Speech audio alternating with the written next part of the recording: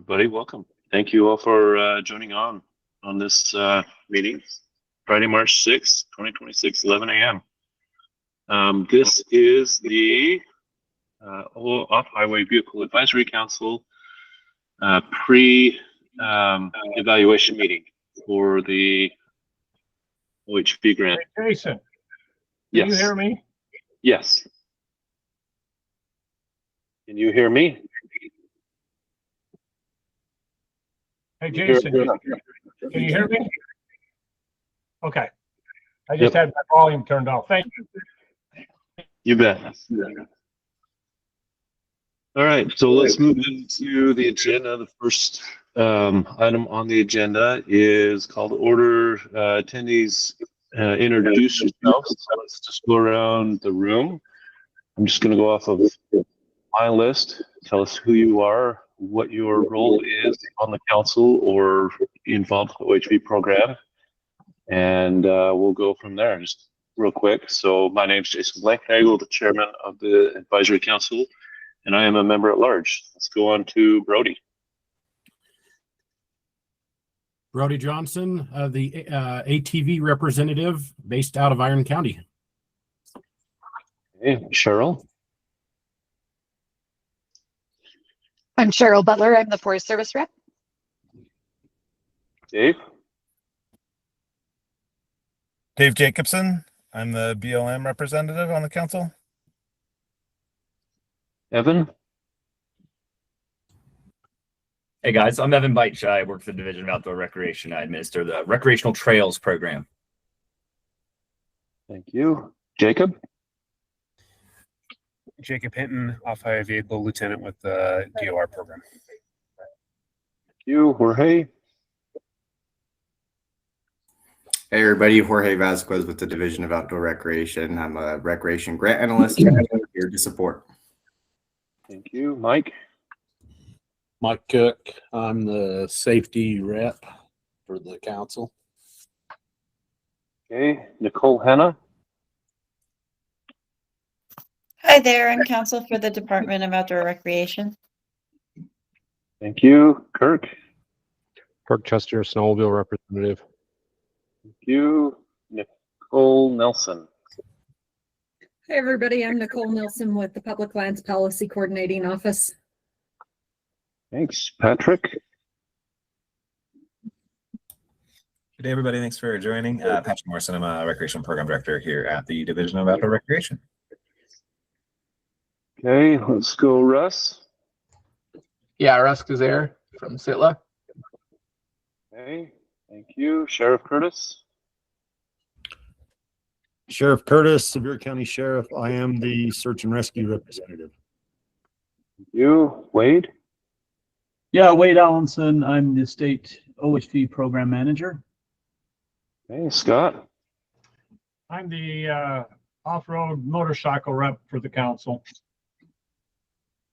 Excellent. And then let's go in the room. Who is there with you, Rachel? I'm Rachel Toker. I oversee the OHV Recreation Grant. I'm Morgan Smith. I'm the administrative assistant for outdoor recreation. Warren Casper, contracts and compliance for the division. Jason Curry, director. Excellent. Thank you, everybody, for joining on. Okay, we'll move on to our one and only action item. That is review and approval of the meeting minutes for November 24th, 2025. Has everybody had a chance to look at those? Any questions or concerns that we need to be brought forth?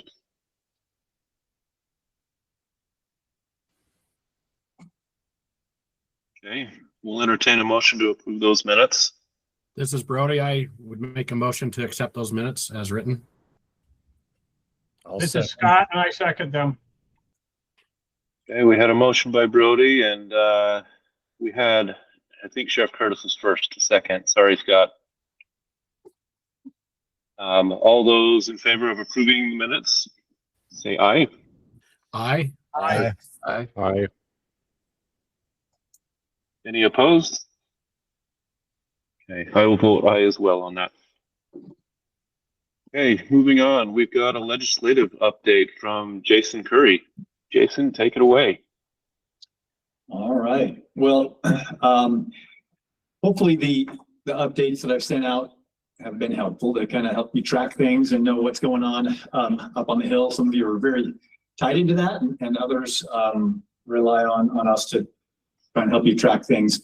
But to kind of start out with, for a while we've been dealing with an ongoing reduction of general funds. So initially we're going to reduce our overall budget by about 80,000 in general funds, but that was reduced. So really it's only 20,000 that they've cut from our general funds. So that's pretty minimal. It's manageable, but it's a trend that just keeps happening year after year. We'll probably continue to see that unless we get some real turnaround in the legislature to recognize the division's broader scope that goes beyond OHV and voting, because there are a lot of things that we do that the OHV account pays for that are legitimate costs. Other things, more administrative in nature, more initiatives and programmatic that need general fund.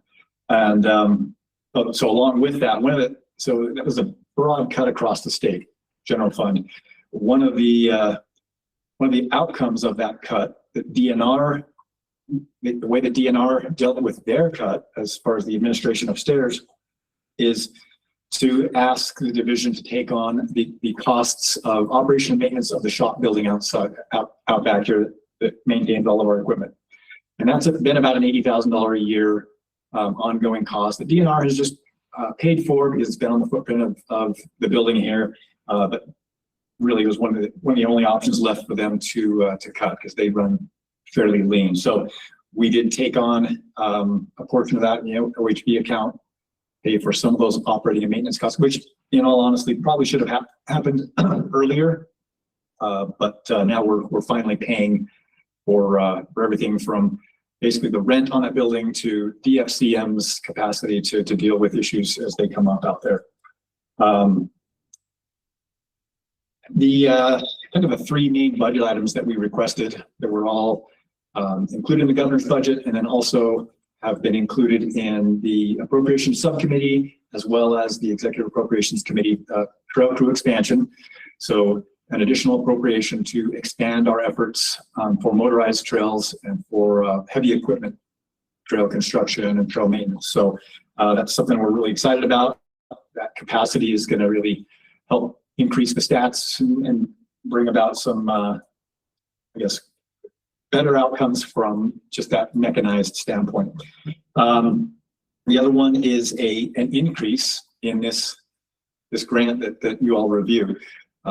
For what Rachel sent out already, it looks like we're more than $1 million short compared to what we've been received in applications. So that's been a trend that's been ongoing for a few years, where we've had far more asks than we have money to fund, and it's been okay because we had a balance built in there. But now we've kind of burned through that balance thanks to your efforts in approving so many grants and promoting the grant out there in the community.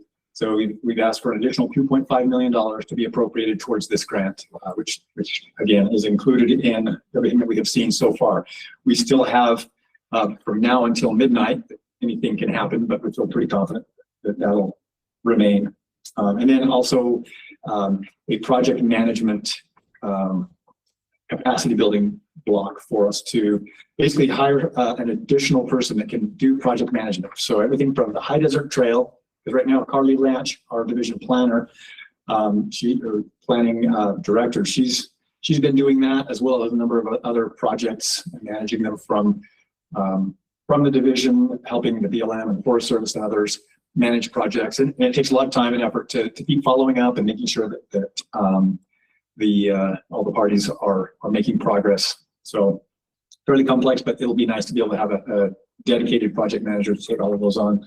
And then just from the individual bills, HB 375 is one that we're really watching right now, because it is going to enable the division to use funds from the Outdoor Adventure Fund to pay for administration here in the division, so that all administration, including our public relations, our finance, all the things that we do here in the office aren't paid for just out of the voting and OHV accounts. Some of that comes from general fund, but as I mentioned, The general fund is being reduced. So some of that outdoor adventure fund will need to be put in place to make sure that each of the funding sources is putting in equally to pay for everything we do.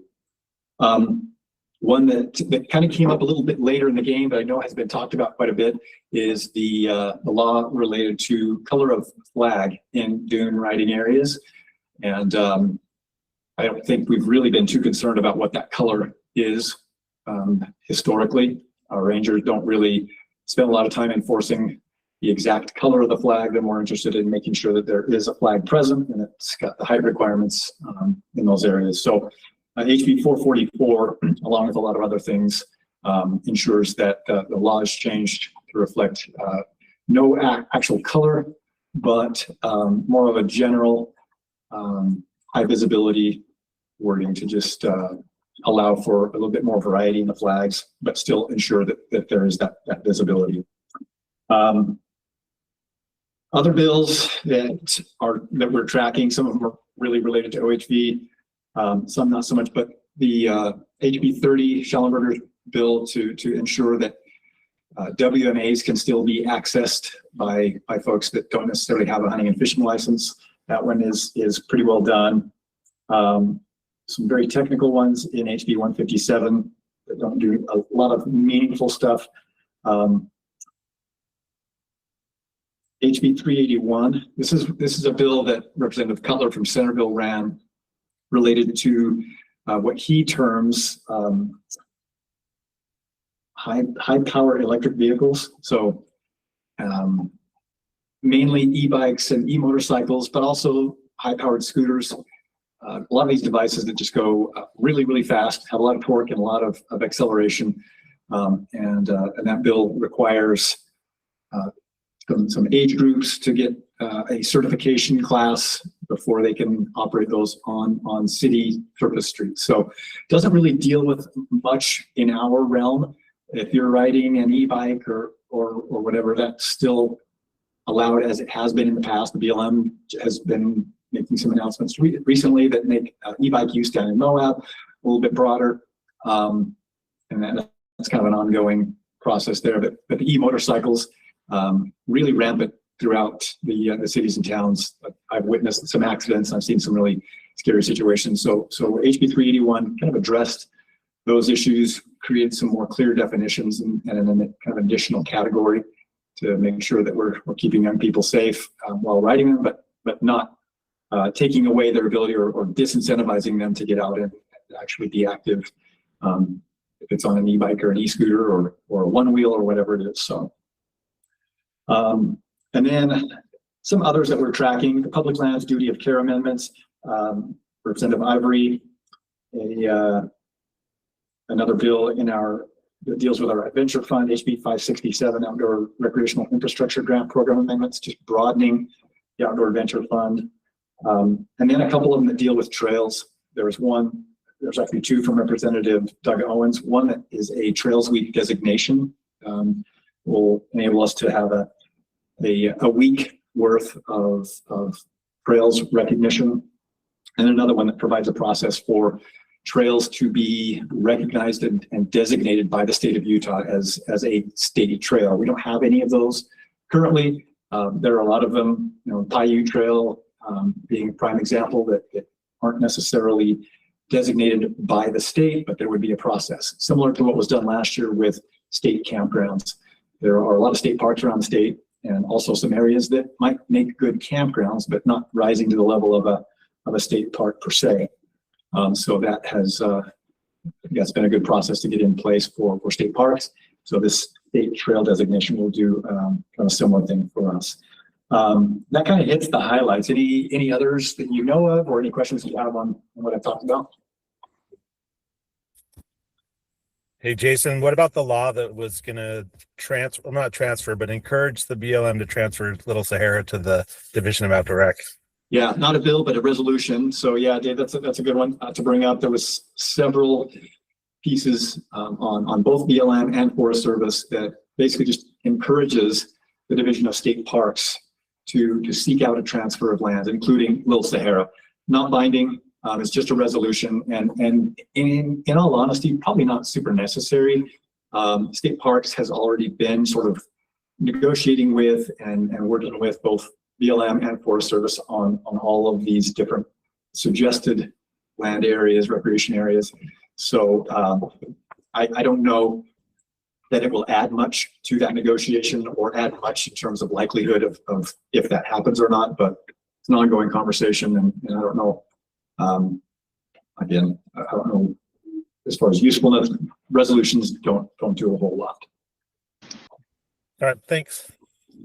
Just a general question I had: what areas outside of Little Sahara require flags? The Knolls out in Tooele County requires flags, and I don't know, Dave, you might have a better idea.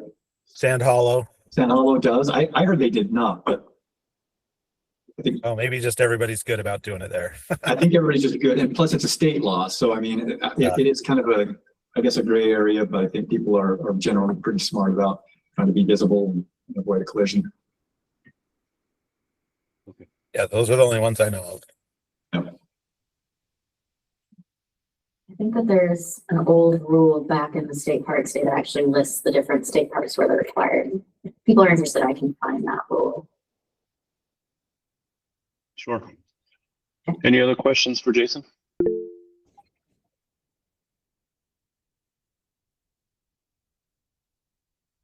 All right. Thank you, Jason, for your update, and thanks for sending out the emails and correspondence too.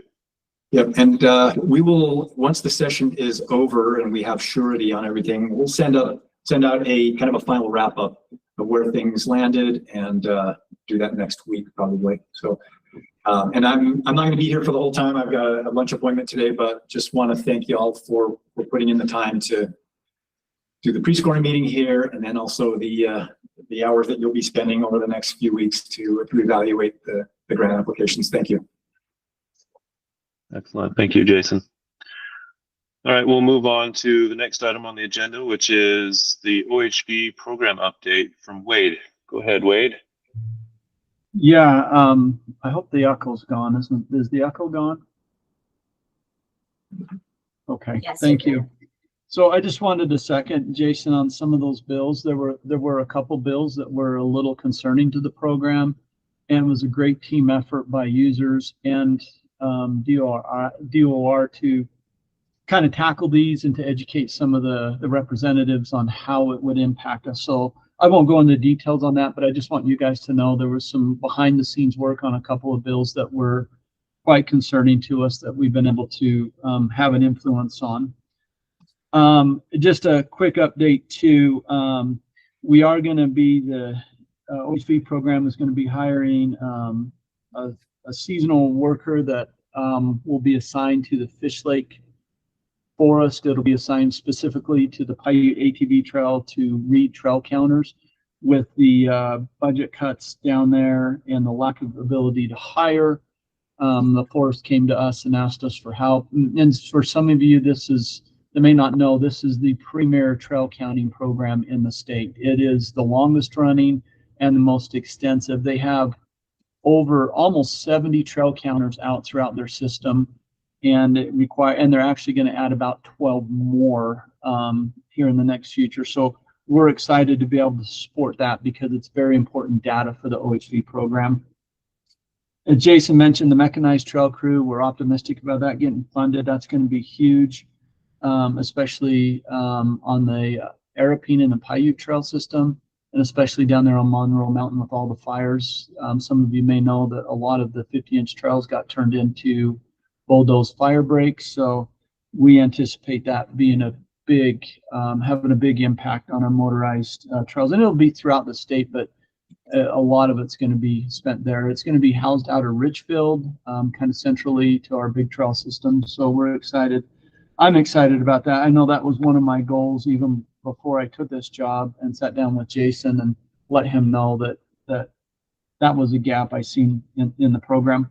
Also, we are working on getting an in-person side-by-side training course similar to our ATV training course. I know most of our people that take the courses are doing it online, but we are going to make that available. And in the near future, our motorcycle guys, we're going to have one for motorcycles. That's in the works too, so that anybody can take an in-person class if they want to. Also, next week, I just want to give a shout out to Hunter Winch.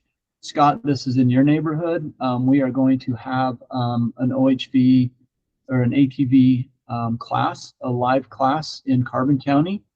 And Hunter has worked with the health department here, and each participant will get a brand new full face helmet. So we're quite excited about that. It'll be held, Scott, out to the Carbon County Fairgrounds. The first session, I believe, is at 9 o'clock, and there's going to be 2 different sessions. So a big shout out to Ranger Winch on taking the lead and putting that together. So we're excited about that. I'll be out there to help teach that as well. For those of you that work with have that relationship with the Forest Service and the BLM, the trail crew is out. They're accepting spots to reserve for the work for this summer. So Dave and Cheryl, now's the time to jump on if you guys can see some work out there that you need done, and jump in on that, especially on the motorized side. And also you as users, if you find projects that need to be done, work with your local land managers, and you're welcome to reach out to our trail crew, and they can reach out to the land managers. But I know they're trying to do a little bit more of a connection with the trail crew and our local users to help identifying those projects. So if you have some of those, get a hold of Mike, and they can get you on the list. Just a quick shout out about the grants. As most of you know, there's a lot more grants and fundings available. I just encourage each one of you, when you look at them, to find out what is the greatest leverage for the funding that we're going to give. Maybe take a look at the track record on what the history has been, and what is the greatest benefit to the users. And when I mean users, it's all across the board, from single track to UTV to ATV to full size and to snowmobiles. And I would also encourage you to become familiar with all the grants. I know each one of you will get an assignment from Rachel here shortly, but I think it's good to be educated on all of the grants and take a look at them so that you can make the best decision possible. And I just wanted to touch a little bit about e-motorcycles. We're going to do a little bit of a campaign for March and April on e-motorcycles, not to be confused with e-bicycles. E-motorcycles are those Servons you see zipping around everywhere, and a lot of them aren't registered. We're going to do a campaign on that to get them registered, and also to advise users that those are OHVs, regardless if they're in the parking lot at Fashion Place Mall or zipping down the road in Main Street in Vernal. They are OHVs, and I think that's a message that you guys can help us with, as well as that they are subject to OHV laws and rules with parental supervision, helmets, registration. So I actually had somebody from a county reach out to me asking what laws that they needed to, if they needed more laws. And my advice to them is there are plenty of laws on the book governing those type of motorcycles. It's just educating the users and educating the different sheriff's office and the local police departments that yes, they can enforce those laws in their cities. Also, thank you, Brody. I had it written down and I skipped right by it. I'm very excited about a chainsaw class we're going to offer. I've reached out to various clubs, and anywhere, depending on the force, some of the bigger ones are getting 3 to 4 slots, but we're going to have about a 20-person chainsaw certification class, and it will be the Thinking Sawyer class. It'll allow a Forest Service certification is being taught by the Forest Service, and our participants will walk out with a Class A bucking certification. So that's huge, especially with our Forest Service partners, to be able to have that. I'm hoping to maybe even do one this fall when things slow down. So it's there's a lot of excitement about that. I wanted to second what Jason said real quick. Thank you to you guys as council members. You guys are the ones that make this good and what makes it work. I know it's a lot of time, but it's also a lot of money, and you have a difference. You have an opportunity to make a difference in a community, a trail, toilets, all across the board. You guys have that opportunity. So I just want you to let you know that I appreciate. I have sat in your shoes for 8 years on the council, and you guys are what makes this work. The advice that you guys give me in the program and Jason, I just want to let you know how much I appreciate your time and I respect your time. Does anybody have any questions for me? Boy, you guys are easy today. Thank you, Jason. All right, thanks, Wade. Let's go ahead and move on to our next item on the agenda, which is item number 4, review of new grant policies. Rachel, take it away. Okay, so everyone should have an updated meeting packet that was sent out. So this is item number 4, just some key changes, some things to keep in mind with this grant cycle. Again, there's a whole comprehensive list here, but I'm going to touch on some of the big ones, and then a little bit later on, I'll pull this back up and go through some of the different applications as we go through our overview. So letters of support requirement. All of our grants now require a letter of support from a local OHV nonprofit. Prior to this requirement was not across the board. I believe the exception was potentially, I believe it was access protection and search and rescue, just because they had other requirements. We've done away with that. Sorry, I'm just looking. Jason, go ahead, Jason. What are we defining as local? So that's a good question. So pretty much right now, and it's something that we've come up that I think that we need to implement on our end, is a list of allowable nonprofits that people can pull from. We had a lot of back and forth. A lot of this past week working with Jorge and Wade has been reaching out to people to get those letters, just because there was a lack of knowledge. So when local, it's more of just based in Utah. We would prefer them to be local to the area where the project is, but sometimes we don't have that ability, or they're not aware of the one, so they pick out a bigger group to go from. Wade, do you have any input on that? Just a quick thought on that. In local is very general. For instance, on the Manti, we really only have one group, and that's Castle Country, but the Manti Forest takes in part of Fish Lake and Sanpete, Emery. So some of these groups stretch out, like, but generally there's enough. For instance, Jason, I'm not aware of a OHV ATV group out in your neck of the woods, but we have a lot of users that go out there and ride that are familiar with the trail system enough to provide a letter. I know you have pockets of groups of people that join together, and that may be something as a council in your individual areas, is to encourage users to unite and become a group, and eventually become a nonprofit, especially if there are those gaps. But there are plenty throughout the state, like Rachel said, that no one really needs to go without. Okay, thank you. Brody, you had a question? The nonprofit part, are we talking that group would have to be a 501c3? Because there are a lot of OHV clubs, ATV clubs that are not 501c3, but they are an organized, established club. What are we looking at?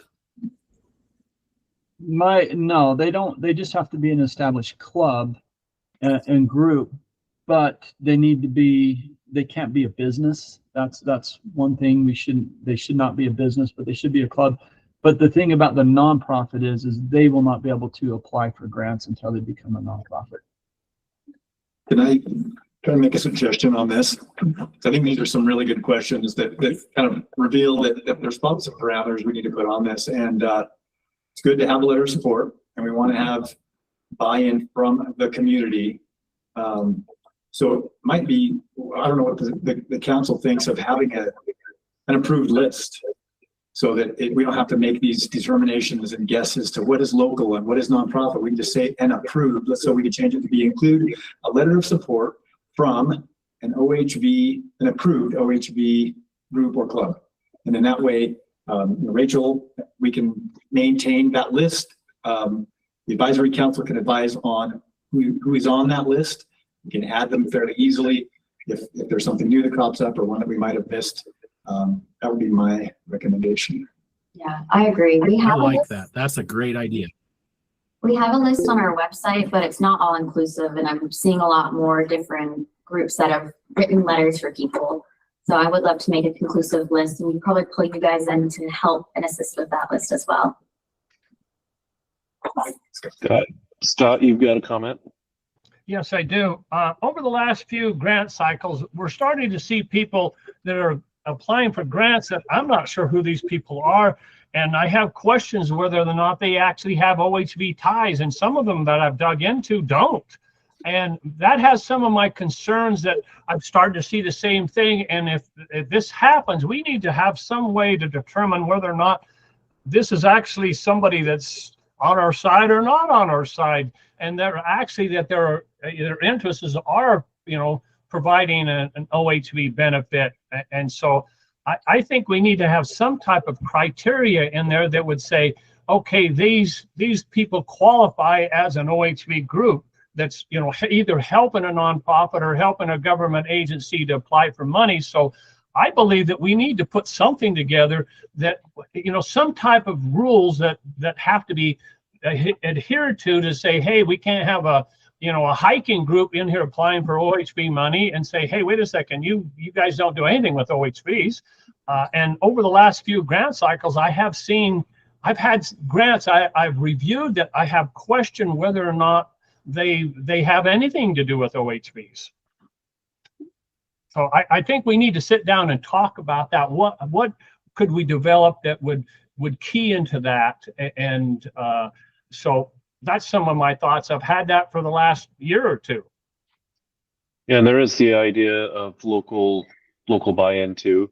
I think some of these communities might be a little bit upset if they knew that somebody was applying for something, even though it was maybe a statewide OHV support group that was backing it up.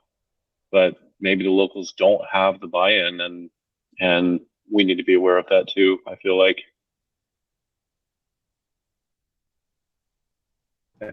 Thanks, Rachel. What I'm talking about is, like I said, there's been at least 2 or 3 grants that came in, and when I did research on their board of directors, absolutely none of them had anything to do with any type of OHV. They didn't own one. They've never ridden one. And I'm concerned that we're going to start getting grants coming in, applying from people that really don't qualify to get these grants. I thought here, our last cycle, we talked about making sure that whoever is applying for grant money had or grant funding was an OHV group that had backing, that they had been around for a while and they have some type of a track record. Yeah, I would like to bring up Cheryl's response as well, because generally when we look at a nonprofit that's applying, we make sure that it has something to do with either directly it states motorized recreation or recreation as a whole for diversified use. And we generally work with Nicole Hanna on the call to just kind of make and get confirmation for things. So we do go through and check this. It might just not be your traditional group. And, there's different groups out there. Like right now we have one from a nonprofit group that is actually a, countrywide, that's not the right term, but national, thank you, a national-wide nonprofit that's working with our BLM. So we have those kind of things that it may not be a traditional OHV group, but we do have, people that are interested in this that are going to support the OHV community. So I guess that's where do we draw the line? And we would be turning away some great opportunities if we are too strict on this, but I understand the concerns. Nicole, you've had a comment? Well, I just wanted to speak to what Rachel was discussing, and I do appreciate that there are concerns, and I am very aware of those concerns. And when DNOR and I have those concerns, I just want you guys to know that we not only do we look at things like the board of directors, which actually for us isn't quite as important as the bylaws and the articles of incorporations that are filed with the state. And so if OHV use or anything that kind of fits into that category for the grant, if that's stated in those documents, we that's usually kind of what we go by in large part to make that determination. But I'm happy to discuss it with you guys in more detail now or at a later time and address your specific concerns with specific entities, if that would help.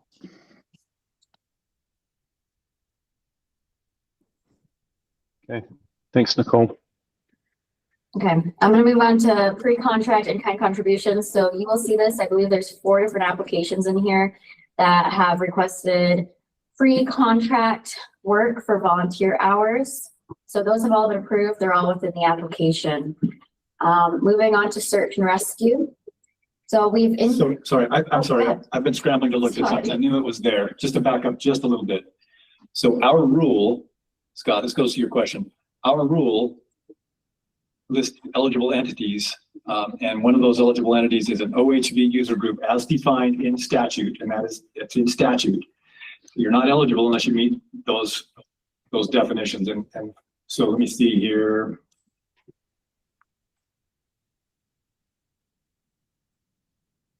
Organized user group means an off-highway vehicle organization incorporated as a nonprofit corporation in the state under Title 16 for the purpose of promoting the interests of off-highway vehicle recreation. So if it's an organization that applies and they are not there for promoting the interests of off-highway vehicle recreation, then they're not eligible under that definition. Does that help? So you brought up the example of a hiking organization. If their hiking organization doesn't exist to further the interests of OHV, then they would not be eligible. Okay, Brody, you had your hand up. So how do we know that? Is this something that Nicole will let us know in advance, or Rachel or somebody? Or how do we know if their bylaws and everything else fall in line with that? Yeah, it would have to be a review of their mission statement. Look at their website, their public communications to make that determination. In most cases, it's probably pretty clear, but it might be in some that we might have to get the advisory council to make a ruling. Yeah, and generally, if we have concerns, I mean, I work closely with Wade on things, and he's looking through these things. If we have additional concerns, we're always pulling in Nicole. So all of the applications that you see coming forward, we've deemed those to be eligible. If you have concerns or feel otherwise, please bring it to our attention so that we can refine and potentially remove some of the applications from the review cycle before we really get into it. So yeah. Dave's pasted in some information in the chat about the Foundation for America's Public Lands, the official nonprofit of BLM. They're fairly new, but they have been, I think, making some really, really good gestures toward doing OHV work and are friendly to OHV projects and trying to get the funding for them. 5 Mile Pass out there is a great example, and they want to do more of that.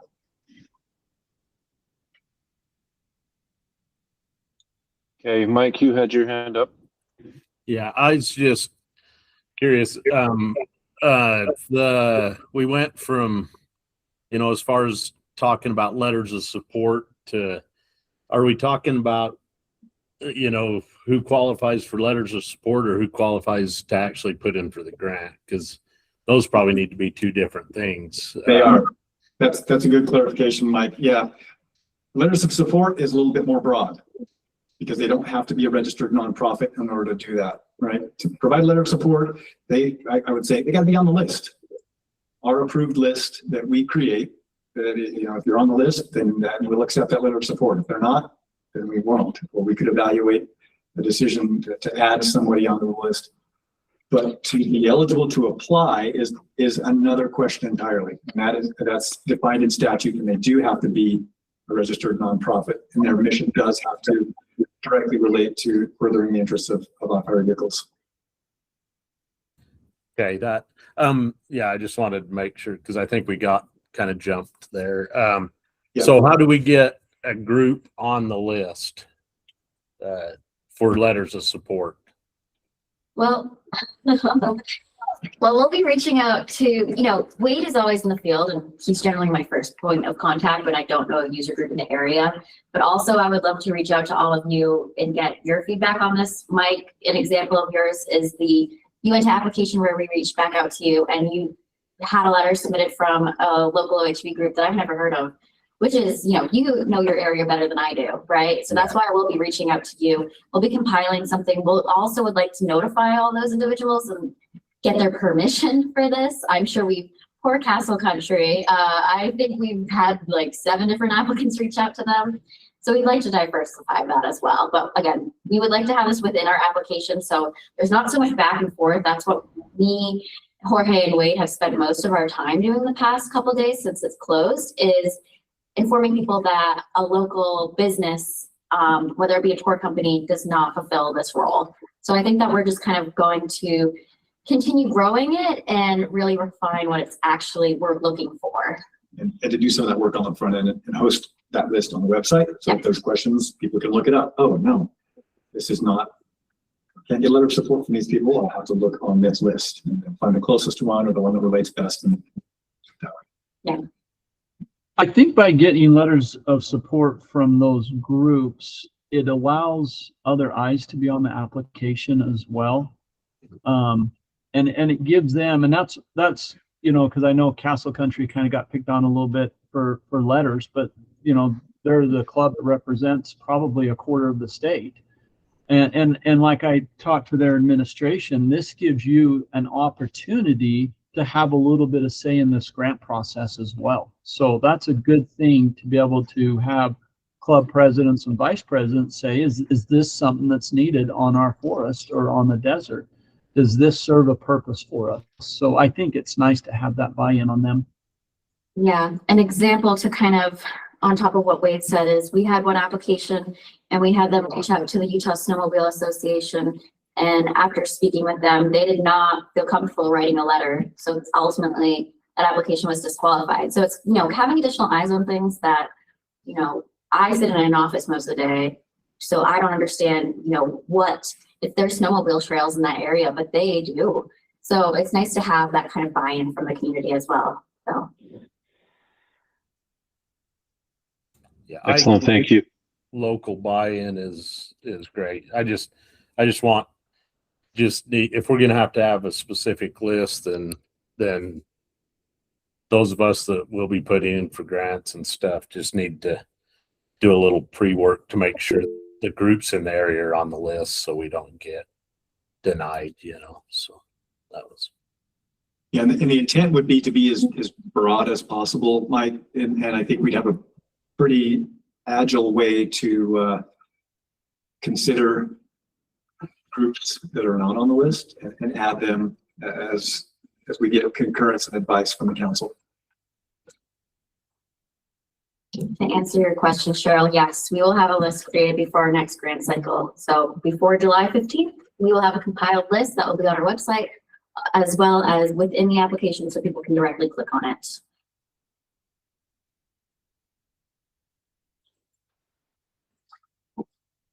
Scott, you had a question? Yes, those that have had track records, I don't see any problem with it. It would maybe be new groups that come in. We just need to have some pre-qualification type things that they have to say, hey, this is what where we're coming from, and before they until they set up a track record of what they're doing. So maybe some pre-qualification questions on a questionnaire that maybe Rachel or Wade will look at and say, hey, you do or you don't fit these qualifications, and if they can't, go out and dig up some more information to kind of test the waters or where they're actually coming from. So maybe just as simple as a pre-qualification to fit in there. If they're a new group, if they got a track record, we don't have to worry about that. Hey, Scott, before we get on this topic even more, can I finish going through item number 4, and then on the overview section, which is going to be up next after this, we can get into you know, kind of our thoughts I'm fine. I'm fine with moving on. When they started talking about that, I see people on this grant applications on this round that I don't know who they even are. I'm going to have to do some digging to see who they are.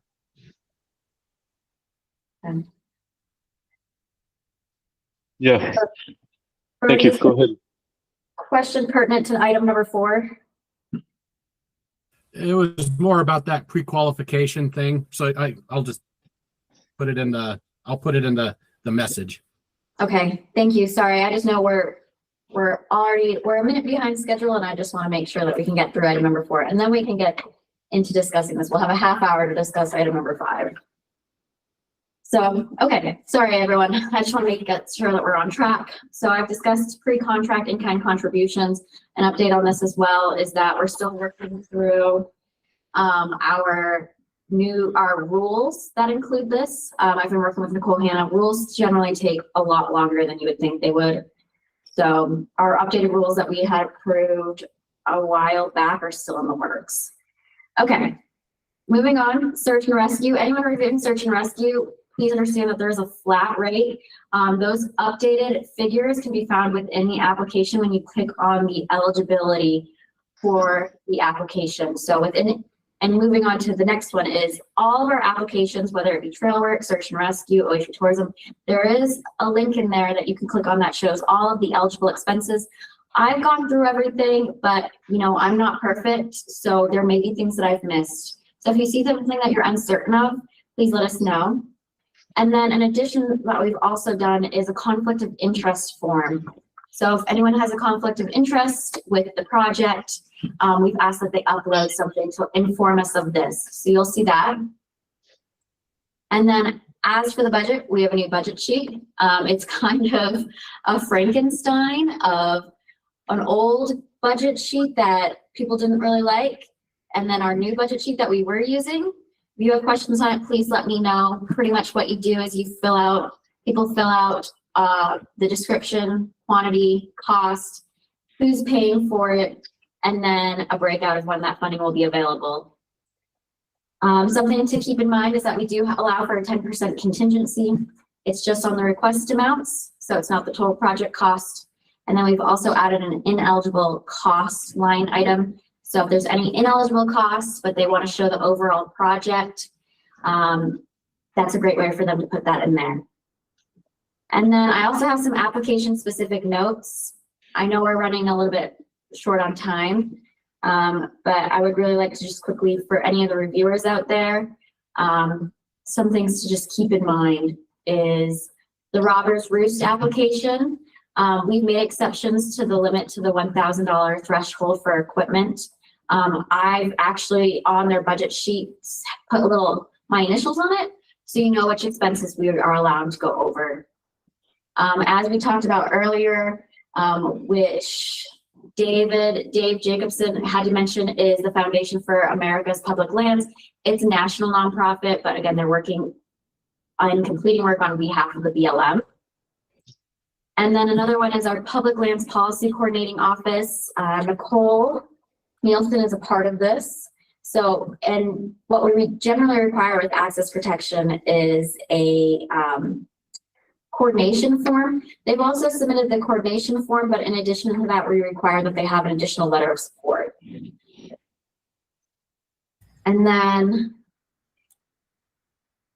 some other things is that there's going to be 2 applications that have hotel expenses. One of them is the Big Ride, one of them is the Green River Dirt Bike Rally. We've deemed those eligible. Sorry guys, I'm thinking about how much to actually go through this, if I should just reach out to people directly with this. But I'm almost done. So Wasatch Search and Rescue, people that are reviewing Wasatch Search and Rescue, they're the same people because they submitted 2 applications, which was generally supposed to be for the same project. To alleviate anything, we have just assigned the same reviewers. The next one to keep in mind is our OHV lighting project. This is a continuation of previously funded project. They had to increase costs because there was not a final cost for DFCM. And then Washington County 4-H ATV Club. This is a repeat application from previous cycles. So just some things to keep in mind and reminders is that Again, our funding requests exceed how much is available. Category percentages are recommended or recommendations and they're reference points only. They're not set in stone. If you have any questions during the review, please reach out to me, Wade, or other members of the team who have reviewed the application, because there's chances that we've missed things. So, and again, you are welcome to contact applicants directly for clarification if needed, but please only reach out to the primary or secondary contact listed on the application. And then please do not share applications with anyone outside of the organization. I'm going to, Jason, I'm going to move on to number 5.1, but go ahead, Nicole. I just quickly, since you brought up our application, just wanted to bring up to the other committee members that we have talked about, you know, that I am sitting on this committee and ranking that there might be a potential perceived conflict, that we have sat down with DOR staff and talked through that. We don't think that there is, but, you know, I will make sure to recuse myself from anything to do with the Flipco application. So I just want to throw that out, and I'll remind you guys again when we actually are in the ranking meeting, but just wanted to make sure everybody was well aware of that. Yeah. Thanks. Thank you. Yeah, thank you, Nicole. With that in mind, also, if any of the applications that you're assigned to that you believe that you have a conflict of interest you have a conflict with, but you're a reviewer on, please notify me so that we can switch you out sooner rather than later. I'm going to share my screen and kind of just quickly go over what we have for submissions. So that, again, this is everyone's packet. Sorry, let me hide this. This is in everyone's packet, as well as it's shared in the Google Drive with everyone. But this is what we've assigned people. So after our internal review, we deemed that, sorry, I'm sure you all hate this. We deemed that there is 42, sorry, I think my math is wrong, 42 applications that are, wait, no, sorry, 41. 41, we just made a change. 41 applications that are going to be going in through a review. We had one that withdrew this morning, that is the town of Dutch John. And then we had 3 applications that we deemed ineligible. If you're looking for information on why they were deemed ineligible, we have that information here. Again, you can still look at all of their packets. You're welcome to review them. The Google Drive folder has everything compiled. So if you want to look at applications that you're not assigned to, that's a great way to do it. Everyone's been assigned to applications, and this is the quantity for each person. So it generally ranges from 9 to 13 people, depending on who you represent. This grant cycle, with all the altered requests, we have requests for $3.649 million, and we have approximately $2.45 million. So again, we will have more than $1 million that we need to, we will be unable to award. So keep that in mind with this. So again, with this in mind, please make sure that you go through your reviews and you confirm that A, they're all there, and B, that you do not have any conflicts with them. Everyone has been assigned in the portal. So Russ, I created you an account, so you should have access to that. And for everyone, please make sure that you reach out to me if you have any questions. Jason, it looks like you have a question. I do, and I think we've talked about this a little bit in the past, but all of the requests that we're going to have presenters on, which I think we've established at 350,000, are we all added as reviewers on those? You should be, but you just reminded me. I need to look. Is there any that are over $350,000? There are. There are? Okay. Okay, there's one. So it's the Enduro course with you and Doug.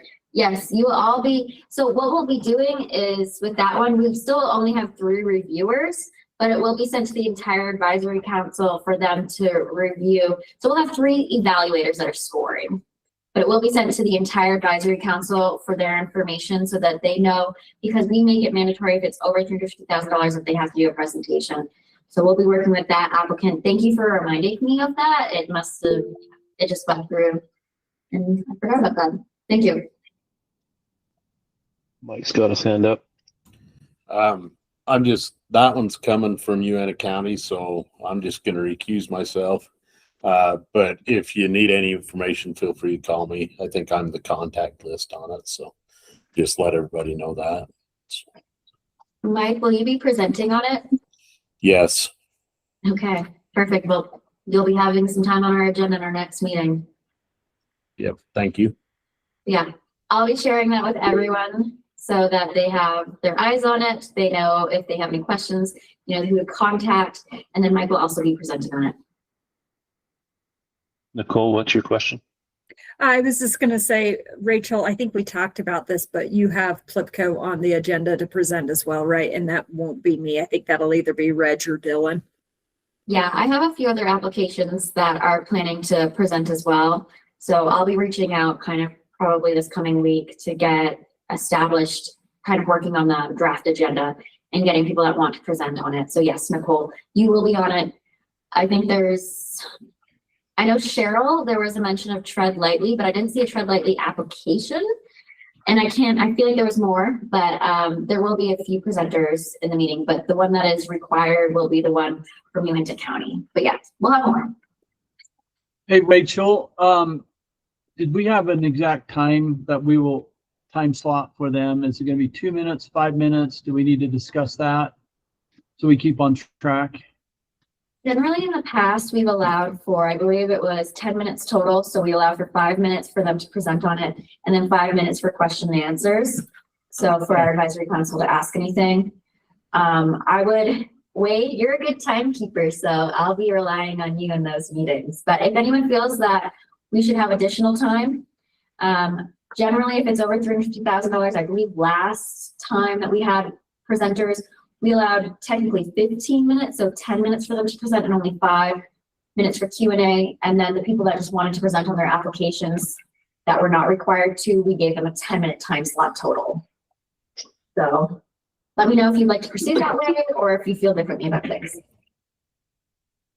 I'm okay with it if the council is. I think it worked well last time.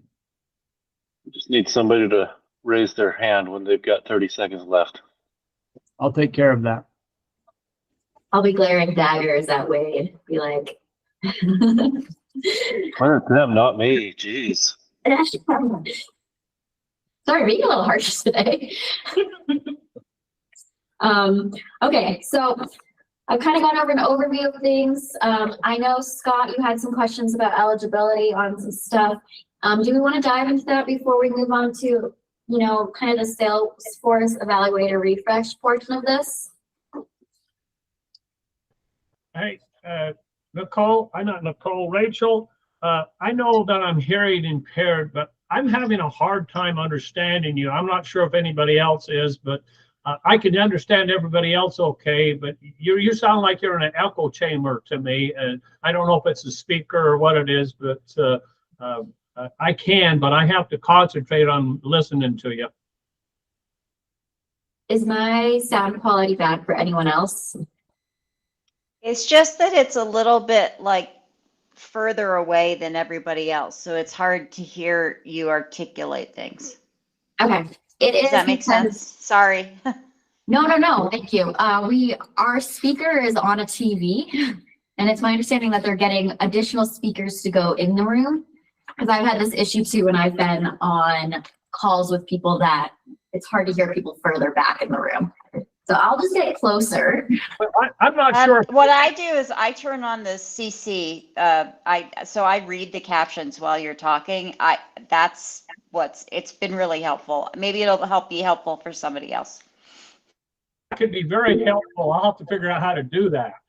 And so anyway, you know, maybe it's just me. It's right at the bottom, Scott, where your mic camera is. There's a CC box right there.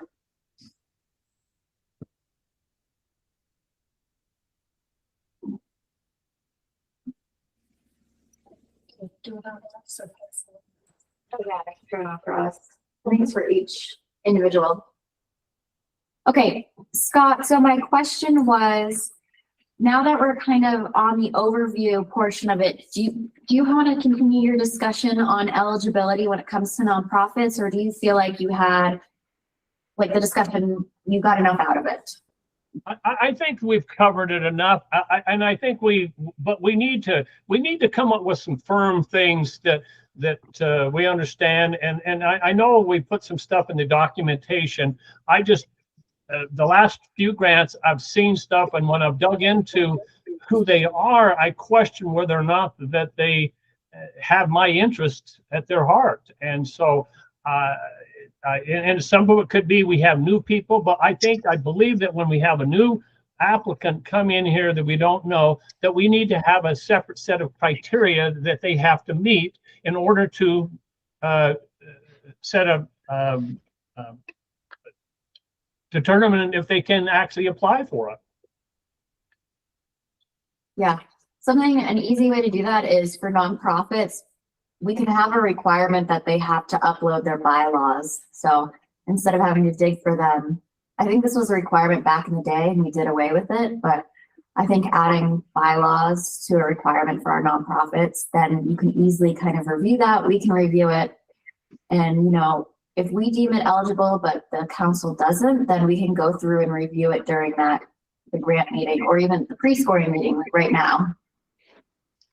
Hey, Rachel, I'm just going to say if the applicant ends up in here and you guys have deemed it eligible, then I feel really concerned about questioning, I guess. So I know you guys have folks that look at it, that you review the eligibility, that you make sure it meets the DOR specifications. And I think if people understand what that process is, hopefully we all know when someone ends up in front of us that you guys have put them through that process and that we're reviewing applications that should be in the pool. I would like to at least have that be simplified because there's enough to be looking at with these grants, let alone diving into bylaws that I'm not an expert. I don't know what to be looking for, right? So I guess I would just encourage the DOR to really think about your process for putting these in front of us so we know they're good to go when we see them.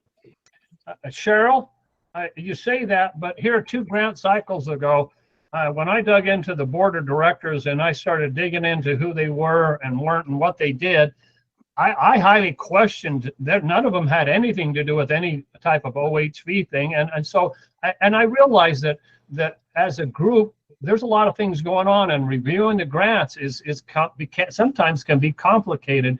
And I do realize that Rachel digs into them, and I'm sure Wade now, and looks at them and say, hey, does this qualify or not qualify? It would be nice if before we got the grant that had been scrutinized a little bit before we even get it to determine whether or not they're eligible.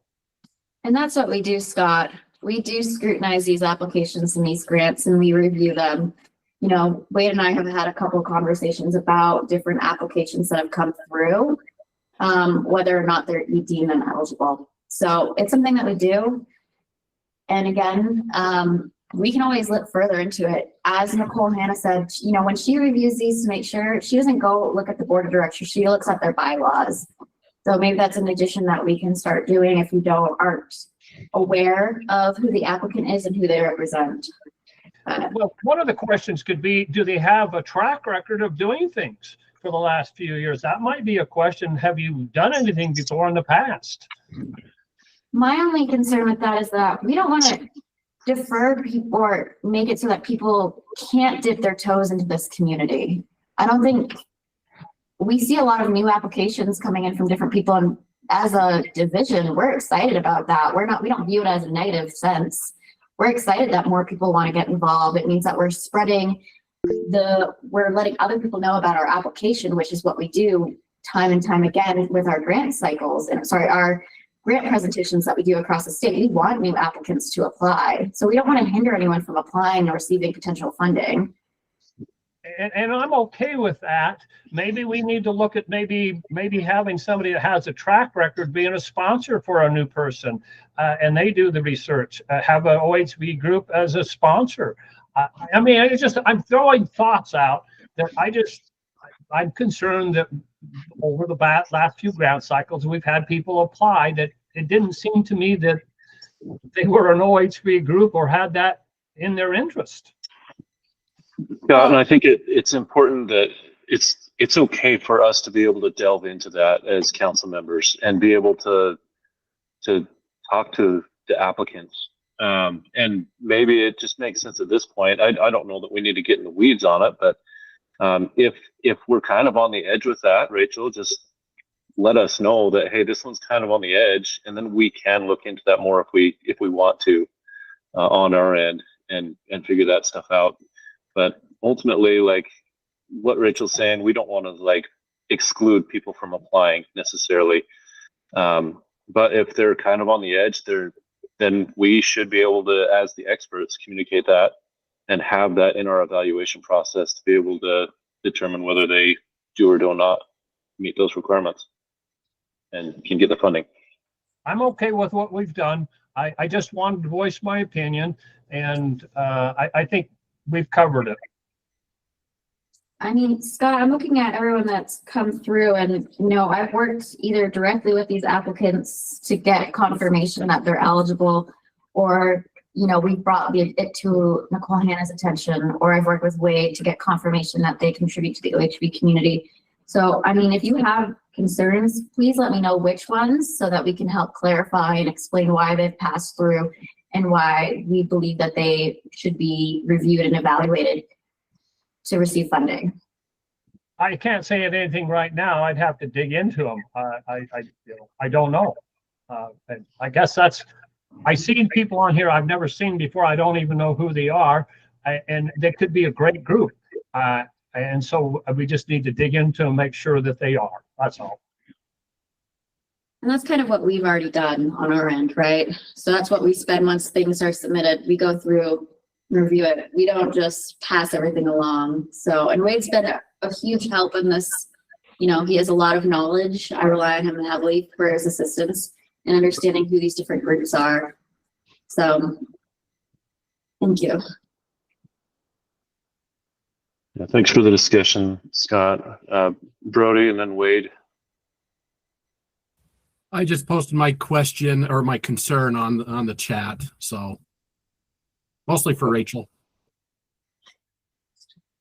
I mean, with that one, that was an RTP grant. And I think you're discussing the letter that they received from that entity. Well, I'm just talking about any group that comes in for any kind of grant that's OHV related, that has a track record or a history or public comments that are negative towards the OHV community. Then we turn around, if we were to give them a grant, we're feeding them in order for them to bite us back. It just seems in that case, I would have some concerns, and I'd hope that maybe Nicole would even weed them out even in advance of them coming forward with a grant. So Brody, I would just, go ahead, Nicole. Go ahead, Rachel. I just want to remind people that we cannot be biased. Technically, if they meet the eligibility requirements set out forth in our rules as well as the statute, then they're deemed eligible. It's up to, the advisory council to go through and understand and decide whether it's going to be a project worthwhile funding. So again, just please keep that in mind, that when, especially that comment that was made, that could open up a huge can of worms that we are trying to really avoid and alleviate, and making sure that we're fair to everyone who applies for funding. That's why it'd be nice to have Nicole, she's the attorney, right? To kind of pay attention to that. And if it makes sense to weed that out because of that, that's all I'm saying. So my role, kind of as Rachel was trying to talk about, was I just make a basic determination for the department about whether or not I feel that an entity meets the eligibility requirements. It's always up to you guys to decide if that's an entity that ultimately you want to fund. What I'm happy to do is talk with Rachel and Jason and the rest of the team, and if there are some entities perhaps that you guys have, some specific entities that you guys have concerns about, then I can address those specifically with the council. It's kind of hard to do it in the hypothetical, but whatever you guys need in terms of support to make a good decision, I'm absolutely sure we can make that happen. Well, this goes back to the point too, that ultimately, Brody, you and I and the rest of the council members are the experts on this industry. So at least we represent as experts. And so we should be able to tell that. And if there is any like potential question on that, Rachel can flag it for us, but we can use that in our evaluation and help that make our decisions. Hey, Scott, are you worried about or concerned with the Foundation for America's Public Lands? Are you aware of what that group is or what they do for the BLM? They're definitely new this round. Yeah, that was one of them. And but like it says in the past, I've had some other ones that I don't know who they are. And so I actually dug into it, and I was really quite surprised that they actually applied for money from us, seeing who they actually really were. And so I wasn't sure if, like, how much. I know Rachel digs into them, and she's got Wade there, but if we had some type of criteria by which they had to fit into, especially a new grant application or a new entity that's applying for money, that we had some way to scrutinize them a little bit. Yeah, let me give you a little bit of insight on the foundation. They're basically a new friends group to the BLM. That's kind of how we look at them. What they do for us, the BLM, is they're able to capture money from industry like Honda, Yamaha, Polaris. They come to the foundation and say, hey, we have $100,000. We want to give it to the BLM to improve access for OHVs on public lands. That foundation then wants to leverage that and increase the amount of money that we can put on public land. So they brought money to the table. They're applying for this grant in behalf of the BLM. And then they're matching those funds together to increase the amount that can go on the ground for OHVs.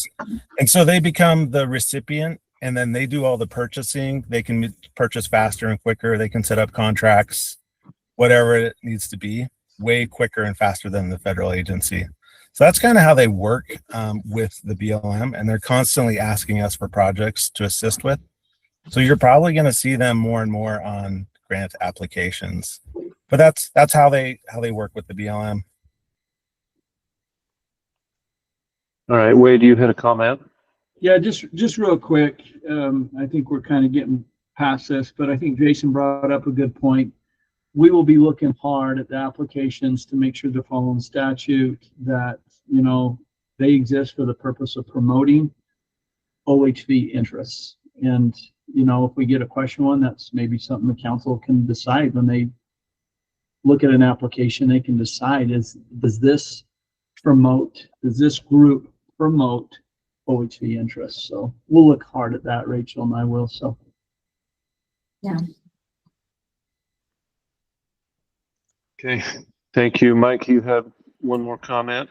Yeah, I just think that the proof's in the pudding, kind of. You know, the project's probably more important than who's actually doing it. You know, if it's a good project, I mean, I just don't think you'll see SUA put an OHV trail in the San Rafael swell, you know. So I think if we look at the project, it looks good, smells good, and then that's probably the important part of the you'll be able to tell whether they're really out for OHV entrance by the project that they're putting in, and I think that's going to be the main deciding factor, is whether the project's a good project and benefits OHV in the long term. Thanks, Mike. Carry on, Rachel. Okay. All right. I'll go back to presenting my screen. Again, I know we're a little bit behind. I don't see that we have any public comments, so we might be able to make up some time. But yeah, so everyone should have access to this. Again, make sure that your reviews, that they show up in Salesforce. Now we're going to get into the Salesforce portal. So again, if you have additional questions on this, please let me know. Please reach out. We're here to help. We want to make sure that you get these reviews done, and, you know, we're not being like, well, I didn't understand, that kind of thing. So anyways, once you log in, again, it's UTDNROR. That's the link right there. You're going to click review. And then again, this is an old document. We're just kind of updating it as we go. But as you can see, there's going to be this very blurry green checkbox. With that in mind, that's where you're going to click. And then as you go, you're going to start to review and score each section of the application by assigning a score of 1 through 5. Again, 1 is the lowest, 5 is exemplary. And then in the evaluation comment sections, you should add comments that are tactful and constructive. For weaker applications, evaluators should avoid harsh tone or overly broad language in the comments. Again, these letters, if people request these comments, we obviously remove who said the comments, but we do provide these publicly to anyone that asks for them. Especially if they were not awarded a grant and they're trying to understand why and how to strengthen their future application. So again, just keep that in mind when you are doing this. Our final, which I'll get into in the next slide, is that reviews are due by March 20th, 2026. So technically they were sent out yesterday, so I'm giving you guys 15 days to review. Again, it ranges from 9 to 13 applications over 15 days. Please don't make me track you all down. You all know who you are. So yeah, just some things to keep in mind. Again, I'm not going to go into this. It's just kind of some things is what to prioritize. And then if you have any questions or anything, let me know and how to kind of handle some different situations. Okay, again, I'm not going to get into this stuff. Please read this if you have questions about it. Okay. Timeline for the OHV Recreation Grant Review. So this is my timeline. This is also your timeline. So the draft agenda will be sent on March 18th. If you have any additional items that you'd like to include on the agenda, please let me know by the 18th. Again, I'll be working with Wade. I'll also be working with Jason Blankenagel as well as Jason Curry on the agenda. So if you have anything that you'd like to discuss in this meeting, please let me know beforehand so that we can get it there. As I stated earlier, reviews are due on the 20th. And then on the 24th, that's when I'll send the meeting packet. So I'm giving myself a couple days.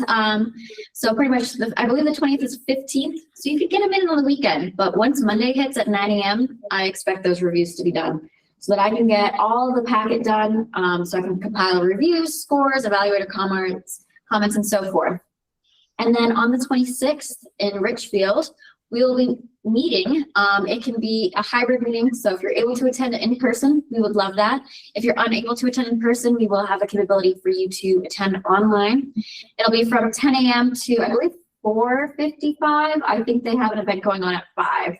So we'll have to make sure that we are on track and on time. And then it's just some information for all of you is that pretty much once the advisory council meets, my job is to compile everything and I send it out to Jason Curry, our division director, as well as our department director or whoever has signing authority in place of our department director. Once they sign off, then it goes over to Maureen and she works on getting contracts in place. I have a little asterisk here because it really just depends on Maureen's workload. We have 13 different grant applications within our suite of grants for our division. So sometimes she might be a little bit overrun. So again, this is generally what we like to tell people on things. Okay, that is all for me. Oh wait, no, sorry. I also have council requests and other items. Going into this grant review or what you would like to see presented and provided to you before the meeting in the meeting packet. If there's anything, please let me know so that I can get it to you before then and I'm not, we're prepping for it all. So if you have any requests, please let me, myself or Wade know so that we can make sure it's done before the meeting packet or the grant review happens.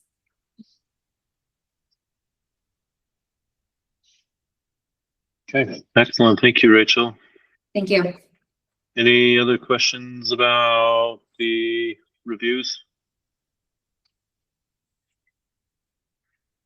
Okay, let's go on to, Nicole, go ahead. Sorry, I was a little slow on the draw. What if we're having problems getting logged into the Salesforce? Do we just reach out to Patrick Morrison? Is that who's still doing that? I believe so. I'll let Patrick answer. Otherwise, if Patrick can't, I can do it, Patrick. Yeah, no, that's just fine. Please reach out. Okay, thanks. Nicole, because you have 2 different accounts. So same with Mike Cook. You both have 2 accounts. So when I was assigning reviews, let me know. Those are the really ones that I'm questioning with you 2. So I'll follow up with you both though. Yeah, that's kind of where some of my questions are coming. I'm not sure which one to get into. Yeah, I think they're on the same email. I think maybe they just have different passwords. Anyways, we'll talk off of this and I'll send them to you. And if you can get in and they're there, then we're good. Great. Okay. Thanks, Rachel. Next item is decide. It's an action item. I misspoke before. I thought there was only one, but decide meeting date for motorized RTP. Evan, do you have some input on this?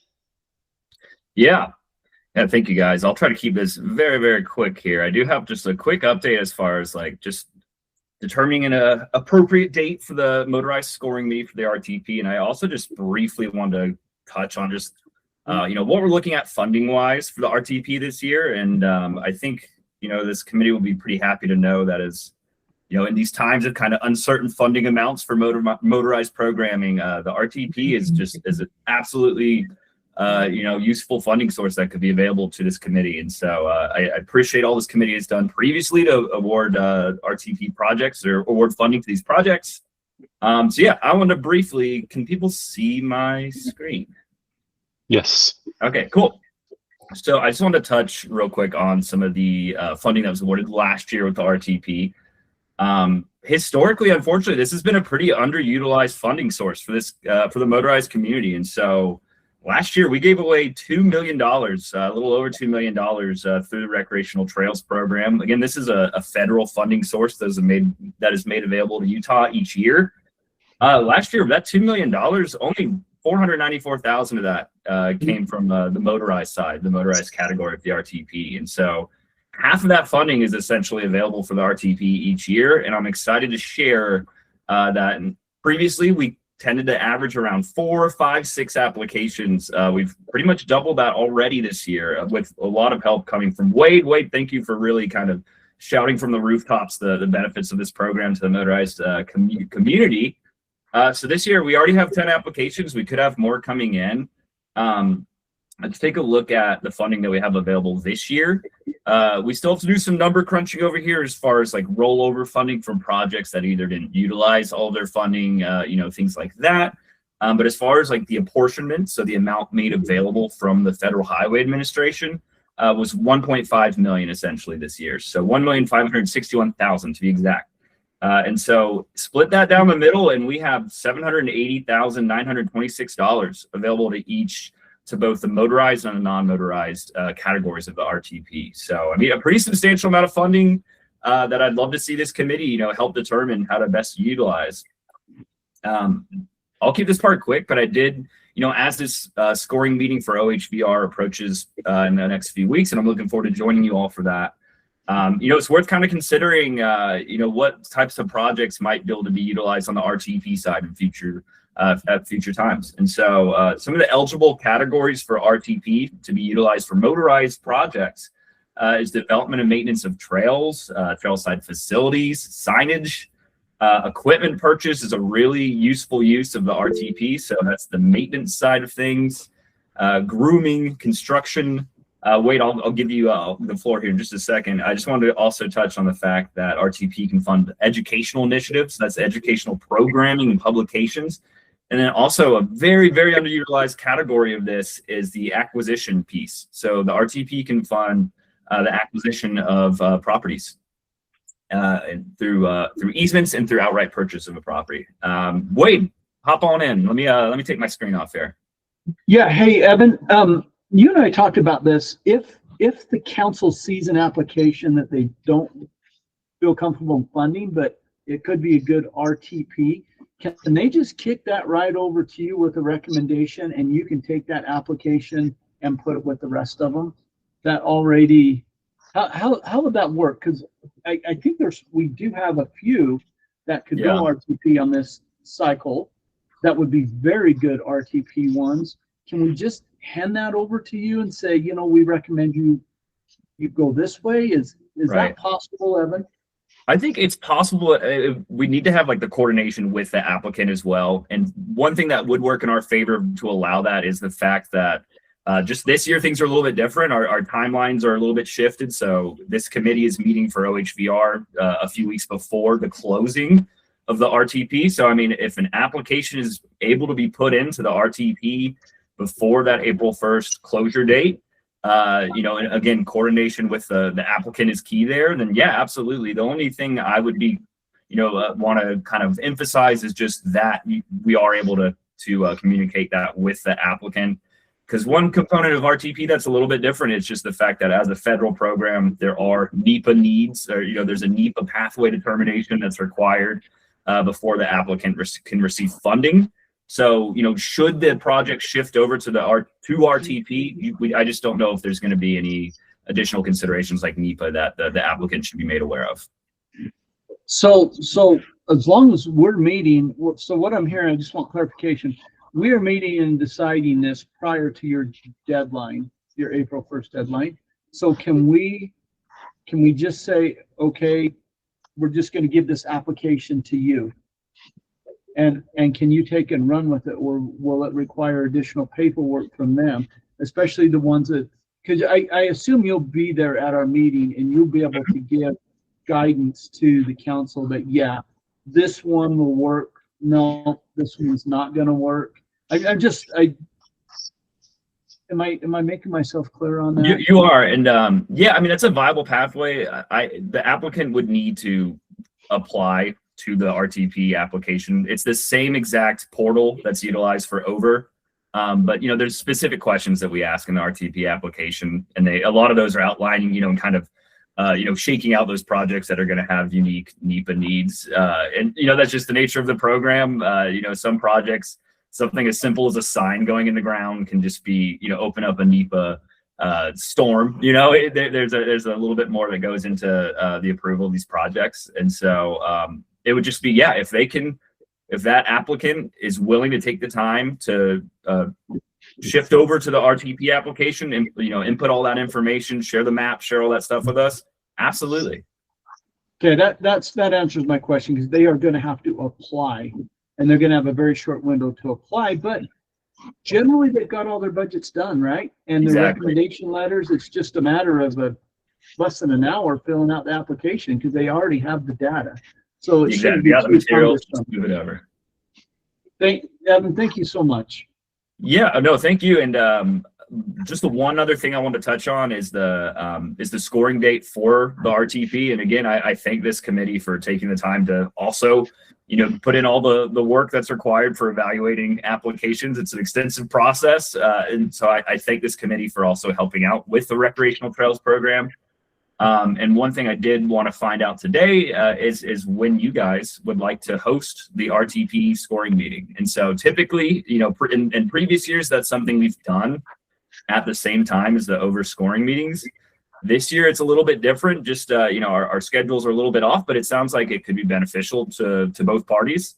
I put out a doodle poll, which is essentially just an online tool for determining a date. So you can kind of just click all the different dates that work for you. I put that doodle poll in the meeting agenda. So if you go to the end and you click the link to that, you can go ahead and determine which time is going to work best for you. I have it scheduled as a virtual meeting. So if sometime I have the dates April 13th through April 24th blocked off on that doodle poll. If this committee is able to vote on those dates, we can determine a time that works for everybody. I anticipate 2 to 3 hours of scoring. So if you're all willing to be a part of that process, your time is certainly appreciated. I'll punt this back over. I see there's a couple questions. Rachel, why don't I hand it to you here first? Yeah, so first off, Evan, to make it easy for everyone, because most of our advisory council, I think other than 2 members, are on this call, can you just drop the doodle poll link in the comment section so then they can just quickly do it while it's all in everyone's mind? That's good.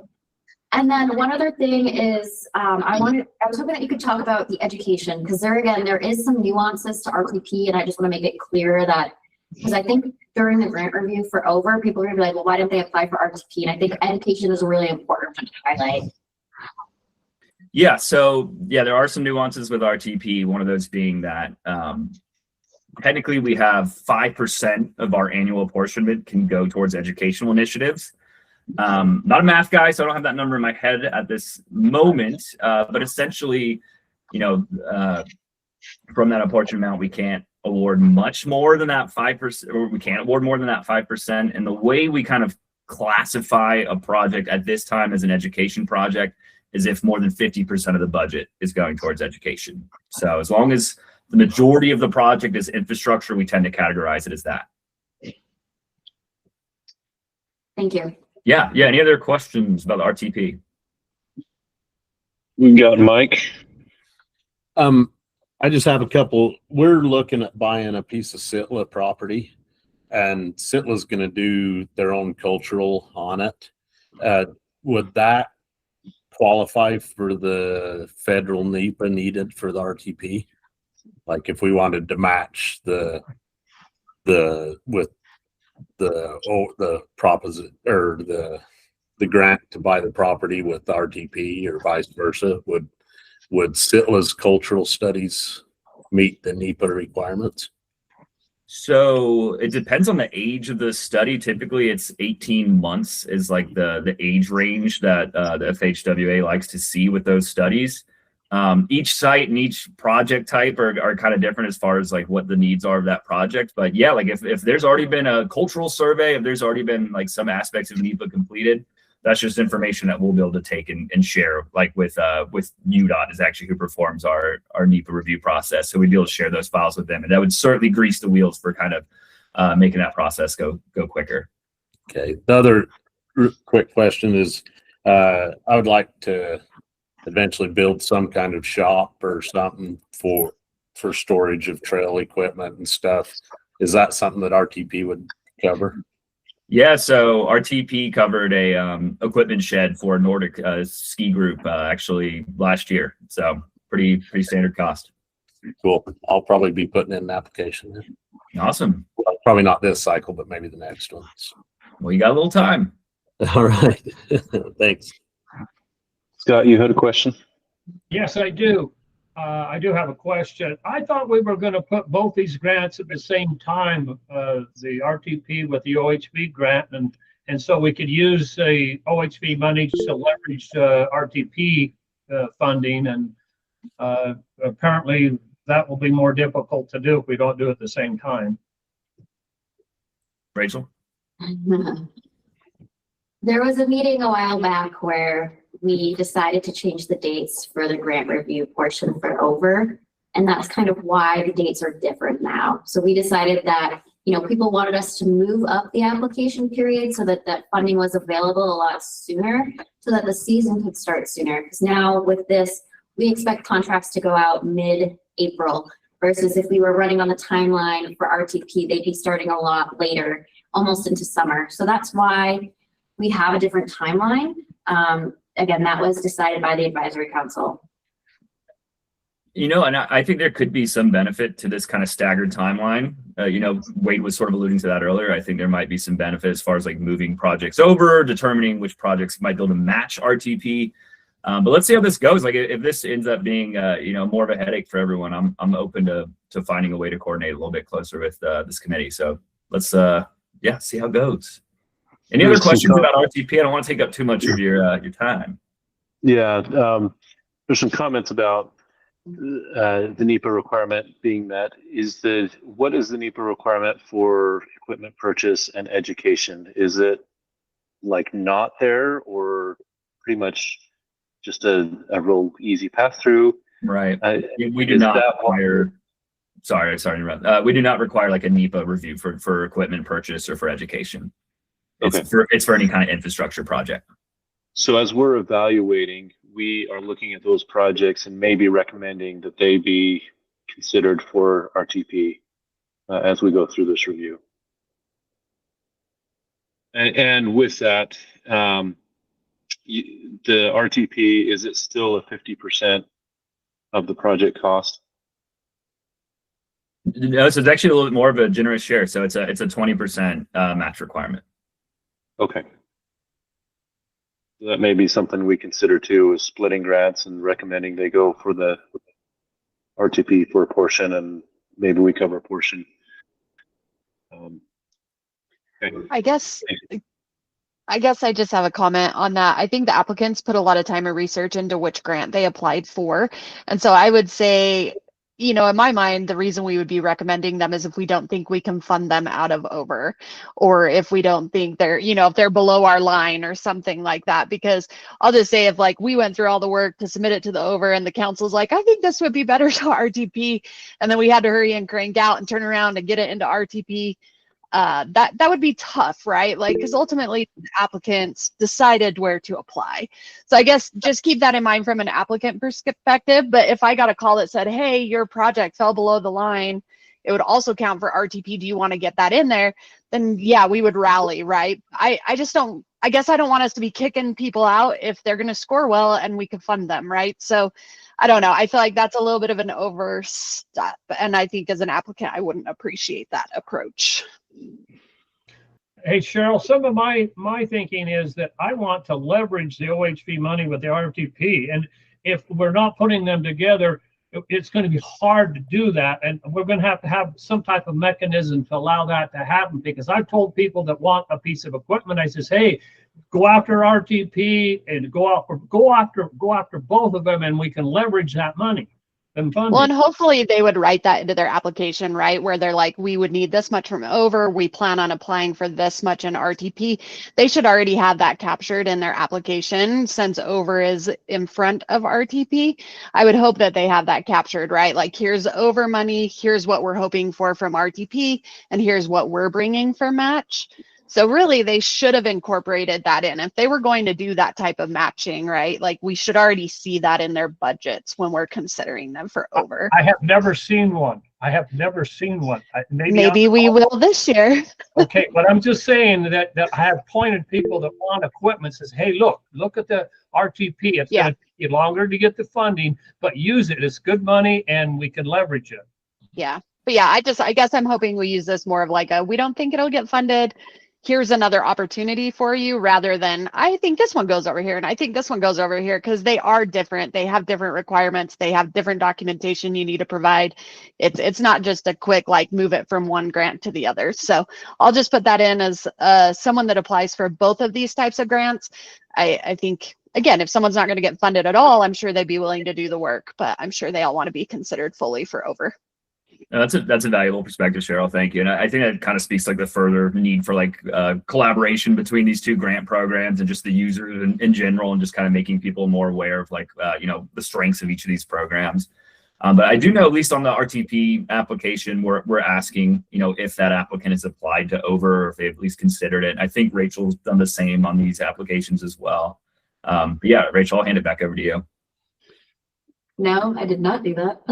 But so Marie just pulled a query for what is it in the works, or is it submitted? One's been submitted, Salina City, and then the other two have drafts and RTP that have also applied to over. Yeah, so we'll have this information, especially once we get closer to the review meeting, who has applied. Again, I would really like to build off of Cheryl, what she had to say. NEPA is not an easy process. It is not anyone that works federally knows the hoops that you need to jump through for NEPA. So please keep that in mind, especially when it comes to a trail work project. If you're thinking that they're going to be doing any ground disturbance and it's going to be a quick turnaround, I mean, it generally takes it could take upwards to multiple years. So again, please keep that in mind. I think maybe if we are thinking about pushing people to RTP, we give them the option, as Cheryl said, if they fall below the line, and equipment. But again, very different requirements, completely different programs. Over is a state-run grant. It has a lot of flexibility. RTP is a federal-run grant. We have to follow the federal guidelines for many things. So please keep that in mind when you are reviewing. And real quickly, Evan, it looks like you have all day set aside, not specific hours on your doodle poll. Can you update that for everyone?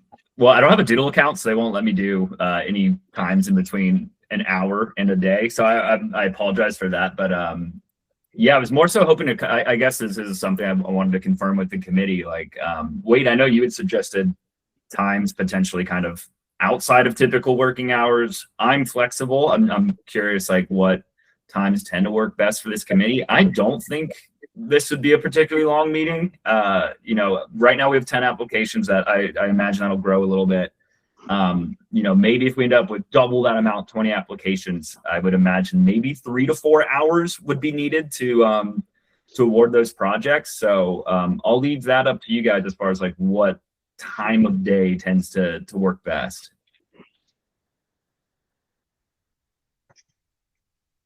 Maybe that's Yeah, too Evan, I kind of recommended that maybe it's best for, you know, our volunteers to do after work so they're not missing another day of work, but I'll let them chime in, you know.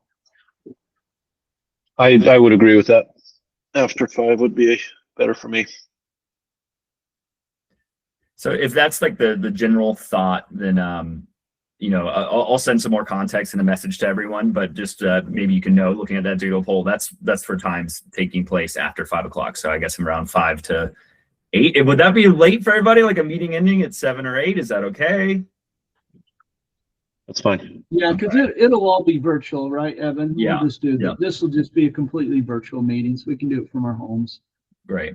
Well, then let's aim for that. And, you know, I don't know if folks are comfortable with maybe trying to start around like 4 or 4:30, so it's not running too late. But yeah, that doodle poll's out. Please let me know if you have any specific thoughts about the dates I chose or about times. But I wanted to find something that would work for everybody. Well, thanks again. Okay, thank you. Rachel said we don't have any public comment. I don't see any other members of the public on this call. I think we'll move on from that. I guess we will entertain a motion for adjournment. Unless there's anything else from anybody. I'll make a motion to adjourn. So move. We had a motion by Kurt, Yes. second by Sheriff Curtis. Thank you, everybody. We are adjourned. Thank you.